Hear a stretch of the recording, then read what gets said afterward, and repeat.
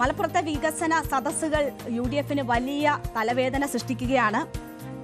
എന്തായാലും ഈ മംഗലത്തിന് പുറമെ മറ്റ് ഇടങ്ങളിൽ കൂടി വികസന സദസ്സ് സംഘടിപ്പിക്കുകയാണ് UDFന്റെ നേതൃത്വത്തിലുള്ള ഭരണസമിതികൾ.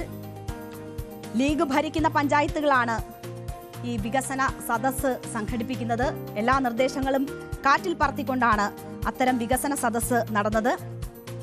മംഗലം പഞ്ചായത്തിലായിരുന്നു ആദ്യ വികസന സദസ്സ് നടന്നത്.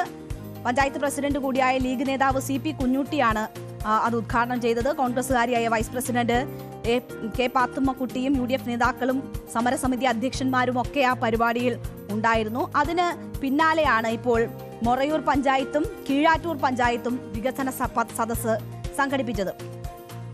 വികസന സദസ്സുമായി സഹകരിക്കാമെന്ന് മലപ്പുറം ജില്ലാ കമ്മിറ്റി നേരത്തെ കീഴ്ഘടകങ്ങൾക്ക് നിർദ്ദേശം നൽകിയിരുന്നു. അത് വലിയ വിവാദമായിരുന്നു.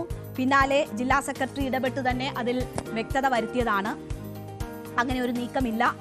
സ്വന്തം നിലയിൽ വേണമെങ്കിൽ വികസന സദസ്സുകൾ സംഘടിപ്പിക്കാം, അല്ലാതെ സർക്കാരിന്റെ നിർദ്ദേശപ്രകാരമുള്ള വികസന സദസ്സായി അത് മാറേണ്ടതില്ല എന്ന ഒരു കാര്യം വിശദീകരിച്ചിരുന്നതാണ്. പക്ഷേ അത് താഴെത്തട്ടിലേക്ക് എത്തുന്നില്ല. ആ നിർദ്ദേശങ്ങളൊക്കെ അവഗണിച്ചുകൊണ്ടാണ് ഇപ്പോൾ ഈ രീതിയിൽ വികസന സദസ്സുകൾ അവിടെ സംഘടിപ്പിക്കപ്പെടുന്നത്. ഇവിടെ വികസന സദസ്സ് നേതൃത്വത്തിന്റെ സംസ്ഥാന UDF നേതൃത്വത്തിന്റെ നിർദ്ദേശം മറികടന്ന് ഇങ്ങനെ നടത്തപ്പെടുമ്പോൾ അത് LDFന് ഉണ്ടാക്കുന്ന സന്തോഷം വളരെ വലുതാണ് എന്നത് നമ്മൾ കാണണം. ആ രീതിയിൽ തന്നെ അതിനെ അവർ സമീപിക്കുന്നുണ്ട്. ഈ വികസന സദസ്സ് സംഘടിപ്പിക്കുന്നവർക്ക് LDF വലിയ രീതിയിലുള്ള നന്ദി അറിയിക്കുകയൊക്കെ ചെയ്യുന്ന സാഹചര്യം കൂടി അവിടെ സംഭവിക്കുന്നു. അപ്പോൾ എന്താണ് മലപ്പുറത്ത് സംഭവിക്കുന്നതെന്ന് നോക്കിയാൽ, മലപ്പുറത്ത് ഏതാണ്ട് 94 ജില്ലാ പഞ്ചായത്ത് ഭരണസമിതികൾ ഉള്ളതിൽ ഭൂരിപക്ഷവും 70-ലധികവും മുസ്ലിം ലീഗ് ഭരിക്കുന്നതാണ്. അവിടെ വികസന സദസ്സ് സംഘടിപ്പിക്കുക എന്നത് UDFന് തന്നെ നേട്ടമാകും എന്നതാണ് ഭരണസമിതികൾ പറയുന്നത്. കാരണം അവരുടെ ഭരണ നേട്ടങ്ങൾ ജനങ്ങളിലേക്ക് എത്തിക്കാൻ കിട്ടുന്ന ഒരു അവസരമാണ്. അത് സംഘടിപ്പിക്കുക എന്നത് നേട്ടമാകും എന്നത് കരുതിക്കൊണ്ടാണ് ലീഗിന്റെ ഭരണസമിതികൾ ഇത്തരം വികസന സദസ്സുകൾ സംഘടിപ്പിക്കാൻ മുന്നിട്ട് നിൽക്കുന്നത്. അപ്പോൾ തെരഞ്ഞെടുപ്പ് വരുമ്പോൾ തങ്ങൾക്കത് പ്രയോജനപ്പെടും എന്നതാണ് അവരുടെ ധാരണ. ഇതിന് കാരണമായി അവർ പറയുന്നത് ആരും വികസന സദസ്സ് നടത്തരുത് എന്ന നിർദ്ദേശമൊന്നും നൽകിയിട്ടില്ല എന്നതാണ്. അത്തരം നിർദ്ദേശങ്ങളൊന്നുമില്ല. ആശയവിനിമയങ്ങൾ നടത്തിക്കൊണ്ട് തന്നെയാണ് ഇത്തരം നീക്കങ്ങളുമായി മുന്നോട്ട് പോകുന്നത് എന്ന് പറയുന്നു.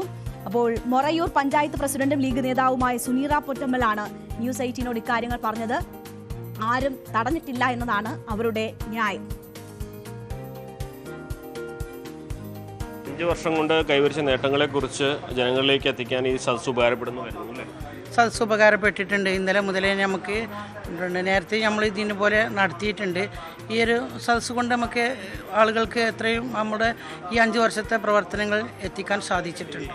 ഇവിടെ ഈ വിഷയ വികസനത്തിനെതിരെ UDFൻ്റെ ഒരു പങ്കെടുക്കരുതെന്ന് നിർദ്ദേശമുള്ളതല്ലേ, അത് ലംഘിച്ചുകൊണ്ടാണോ ഇപ്പോൾ പങ്കെടുക്കുന്നത്? ഞങ്ങൾക്ക് അങ്ങനെ നമ്മുടെ സംഘാടക സമിതി കൂടിയപ്പോൾ തന്നെ ഞങ്ങളുടെ പാർട്ടിയുടെ 100% സപ്പോർട്ട് ഞങ്ങൾക്കുണ്ടായിരുന്നു. കാരണം എല്ലാവർക്കും നമ്മൾ നേരിട്ട് വിളിച്ചപ്പോഴും നമ്മുടെ പാർട്ടിക്ക് നമ്മളൊരു മെസ്സേജും അയച്ചപ്പോൾ തന്നെ അവരതിൽ പങ്കെടുത്തിട്ടുണ്ട്. നമുക്ക് പ്രതിപക്ഷങ്ങളാണ് നമ്മൾക്ക് വിയോജിപ്പ് രേഖപ്പെടുത്തിയത്. അന്ന് സംഘാടക സമിതിയിൽ വന്നില്ല. ഇന്ന് അവർ വരുന്നുള്ള പ്രതീക്ഷയിലാണ് നമ്മൾ. എല്ലാ മുഴുവൻ രാഷ്ട്രീയ പാർട്ടികളെയൊക്കെ നമ്മൾ ഇതിലേക്ക് ക്ഷണിച്ചിട്ടുണ്ട്. ഒരു തടസ്സം നിരോധനമോ നിർദ്ദേശങ്ങളൊന്നും തന്നെ ഇല്ല ഇതിനെതിരെ? ഇല്ല. മലപ്പുറം ജില്ലയിൽ നമുക്ക് നിരോധനം പറഞ്ഞിട്ടില്ല. ഇത് ഈ സർക്കാരിൻ്റെ നമ്മൾ 5 വർഷത്തെ നേട്ടങ്ങൾ ജനങ്ങളിലേക്ക് എത്തിക്കാനുള്ള ഏറ്റവും മികച്ചൊരു വഴിയായിട്ട് കാണുന്നുണ്ട്. അപ്പോൾ നമ്മളുടെ നേട്ടങ്ങൾ തന്നെ ജനങ്ങളിലേക്ക് എത്തിക്കാനുള്ള വലിയ അവസരമായി കണ്ടുകൊണ്ടാണ് ഈ പരിപാടികൾ സംഘടിപ്പിക്കുന്നത് എന്നതാണ് സുനീറ ഉൾപ്പെടെയുള്ളവർ പറയുന്നത്.